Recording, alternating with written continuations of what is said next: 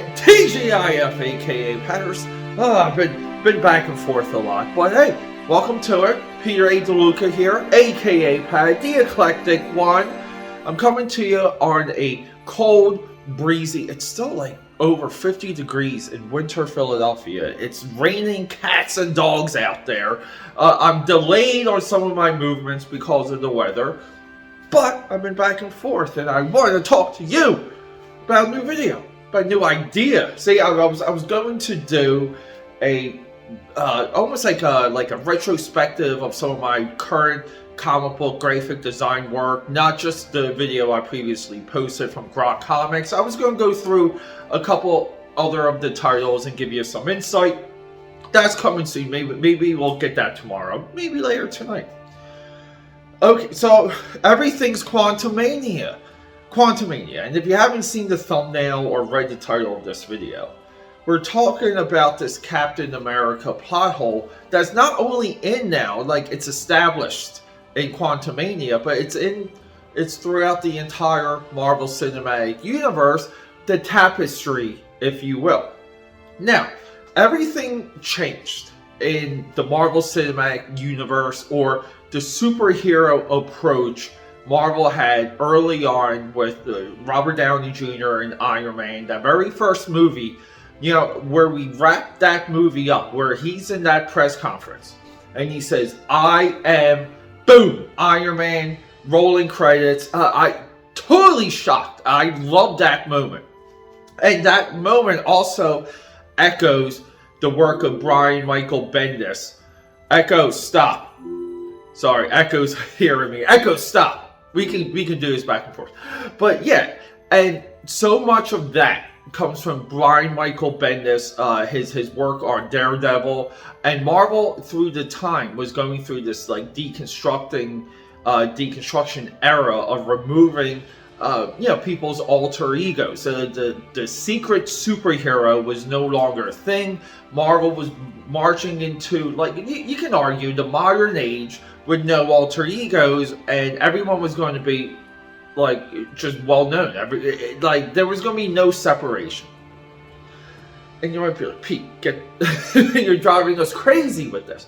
Yeah, so look, that's a real world. That's almost like a non-hardcore position, meaning the people that don't regularly read and invest their time in the comics, that's a concept. The alter ego is a concept that's very tough for the average person to wrap their head around.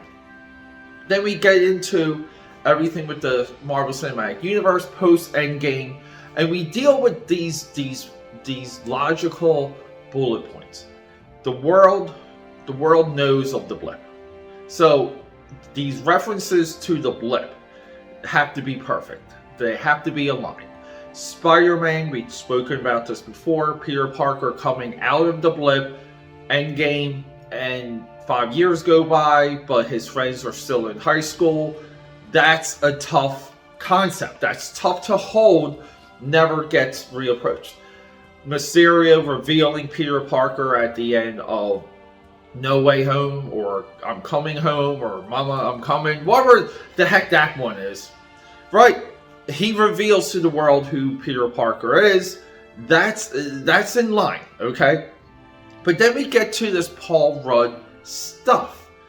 We get to Quantumania, where Paul Rudd now, well, he's got a book. He's got a book, and on a very simple way that fits. It's perfect. It's perfect that character writes a biography. Look out for the little guy. Perfect title. It's there. Okay? It's cool that he becomes a celebrity. These things would happen. But what does the world know through the book? Well, everyone already knows Tony Stark, Iron Man, he died, right? We have references like that in Spider-Man. They know of Tony Stark's sacrifice. But they know about Thanos. They have to know about Thanos now. They also have to know about time travel. This is the world, okay? I mean, people, we just came out of an era where no one could deal with COVID. I mean, the world went upside down. It fell apart because of COVID. So, you know, we don't have to extrapolate too far. But the world knows of Thanos, space travel, time travel. And here we go. What on earth happened to Captain America? Isn't old Cap still alive during Quantumania? How come old man Steve Rogers isn't an equal celebrity? How come his story isn't told? Where is his book?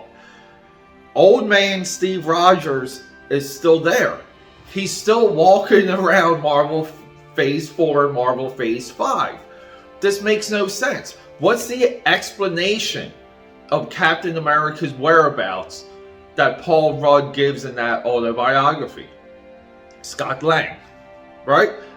People, this is what happens when you don't stay true to the concepts and to the core. Meaning, you tell a big story, things have to get reset to where they were prior to the story. You can have we talk about this so much. Whatever you want to happen in the story can happen, but we reset it. We go back to the original starting point. That's the only way to do episodic entertainment. It's the only way to do it to make sense. Now it's completely fallen apart, and if you don't think that the casual person, not me and the not yous, but the casual people don't pick up on that, and the little tingling happens in their subconscious when they're watching these things, and it festers and they think about it. If you don't think this pulls the general audience out of the logical steps that the MCU had at one point, had for 10 plus years, if you don't think that erodes, if you don't think that takes away confidence, if you don't think that exposes laziness, I don't know what to tell you. Because I'm here at that yellow table all day, and I'm figuring things out. The people who are getting paid 6 figures and up can't. So here we go. The AKAPAD Army marches on. Peter A. DeLuca here. I love you. Rock and roll. Happy Friday. Happy weekend. Let's go. Let's get into this weekend and have a good effing time.